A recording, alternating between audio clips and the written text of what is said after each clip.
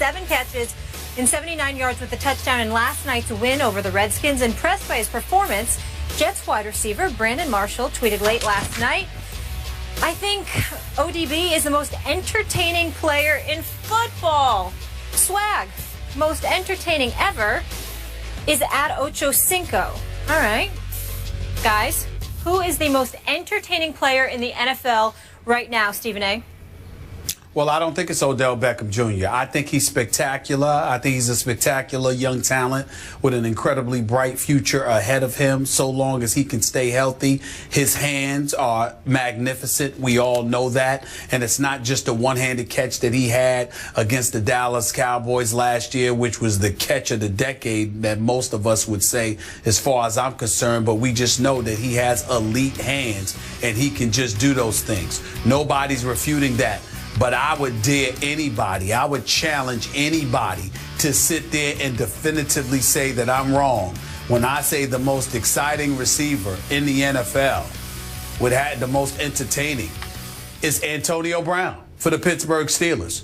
This dude is absolutely sensational. First of all, he's a threat in special teams, number one. Number two, most of the stuff he does is after the catch. It's not just catching the football, it's what he does after the catch. You saw that play that he had against San Francisco last Sunday when he got down to about the 5-yard line or 2-yard line, something like that, when he went in one direction and then turned around and went the other, and it had everybody scurrying all over the place to find him.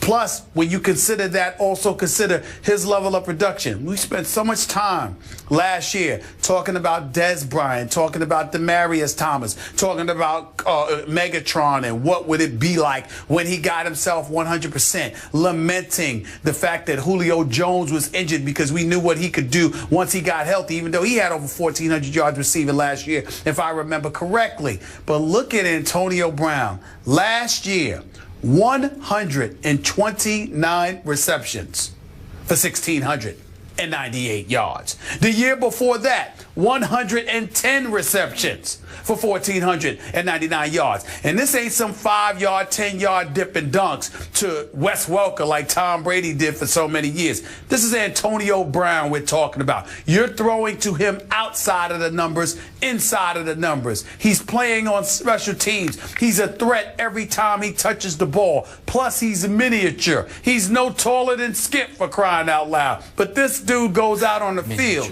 and does major damage.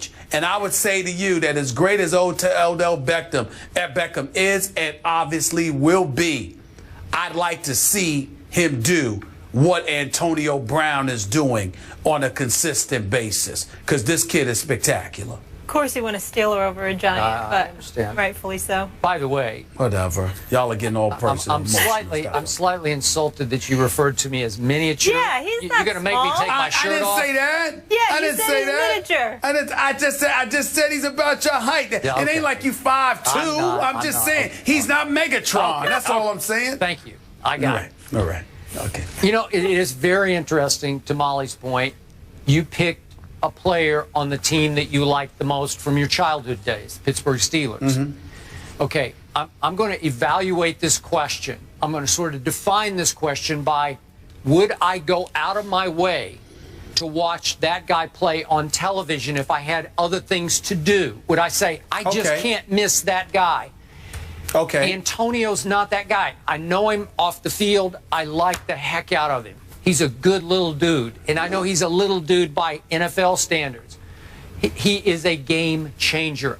You made a very strong case and an almost case closed kind of case. So I can't knock it. I'm not saying you're absolutely wrong about this. Now back to Odell Beckham Jr. I'm with you about this, and I don't want to use this question to knock him, because he's really good. We all agree with that. But would I go out of my way to watch him play on television? Not yet. He hasn't got me there yet. To your point, it wasn't the catch of the decade against my Cowboys last year. It was the greatest catch I've ever seen. I still see it, and I marvel at it. But I feel like a lot of people, especially out in the Twitterverse, are waiting for the next one of those. So they're on the edge of their seat. Maybe Brandon Marshall is. I don't know. waiting for the next one of those. He made a good catch last night in the end zone to snatch the ball away from the defender because he's big time. But is his captivation factor the highest in football right now? I would rather watch Antonio Brown than I would Odell right now. But that may change at some point. Now we're back. That may change. Now we're back to where's your heart? Where's my heart? Throw it up.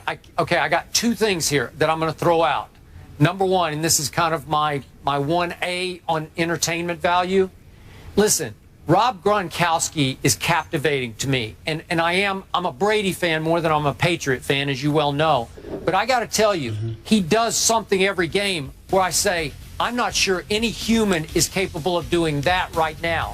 So it's entertaining to me. He's like, this is way before your time, but our beloved Mike Ditka, he's the modern day Ditka, because in his day, Mike Ditka as a tight end was just so much bigger and stronger and faster than anyone who could cover him or tackle him, that he was the man among boys on the football field. He was King Kong. He was, to Rex's point last week, it's going to take King Kong to guard Gronk one-on-one. And so that's entertaining to me, to my eye, like, because I'll see him make a pretty good catch because he's very athletic with great hands. He'll snatch a ball, then he'll run over somebody. I'll say, nobody can do that. I'm not quite finished, but go ahead. Go ahead.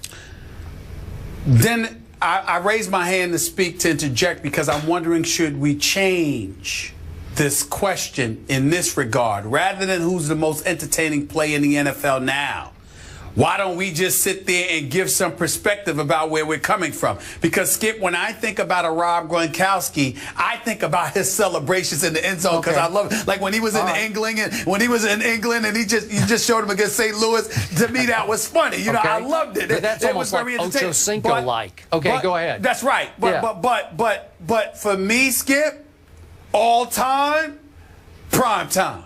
All right, that's fine. I wanted to see this dude high step at some point. You know, even when he wasn't scoring, just watching Dion with special teams prancing back and forth, waiting for the ball to come his way. You had people at the edge of their seat; they'd run from the concession stand. I'm with you. What is he going to do? I would tune him in. As a Falcon, I would turn him in. As a Cowboy, as a 49er, I would want to watch him. Okay, I'm with you. That's what I'm saying. Okay, he was the show. To present day, to now. Again, I grew up a Cowboy fan, so excuse my bias here.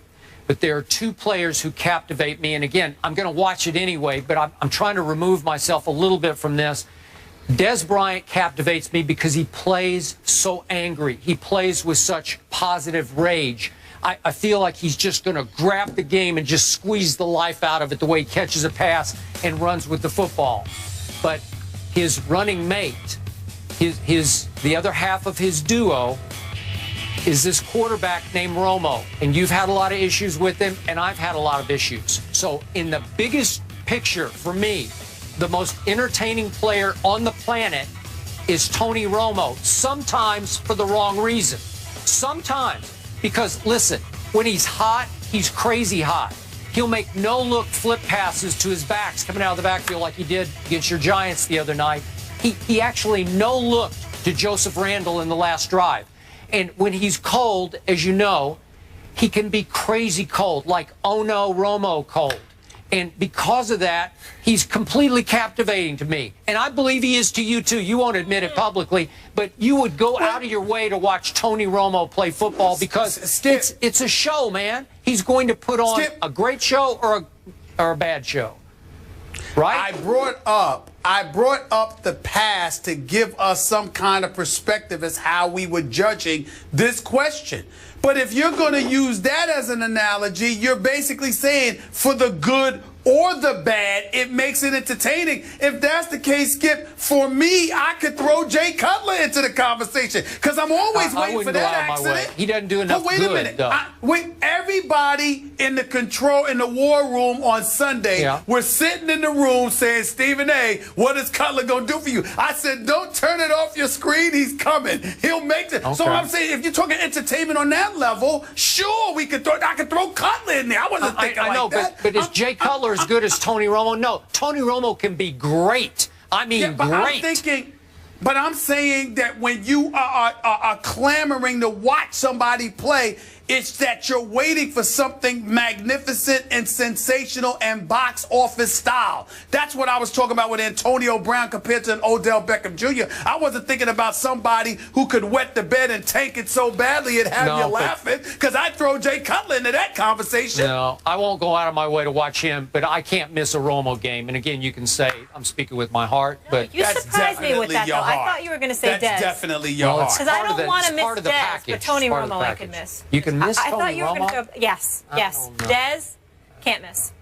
All right, how about those Ravens? By the way, Molly, could you please stop throwing up that X sign? You've done it about 7 times whatever. in the last 2 shows. I don't even want to hear it from you. I don't even want you to claim the Giants anymore. X sign. Steelers fan. You don't even like Eli. She just called you a fake Giants We're fan. talking about the Ravens no one and from Bengals Connecticut next. is Stop allowed it. to tell and stop me hating what on kind of Connecticut. New York fan I'm supposed to be. You love Bristol.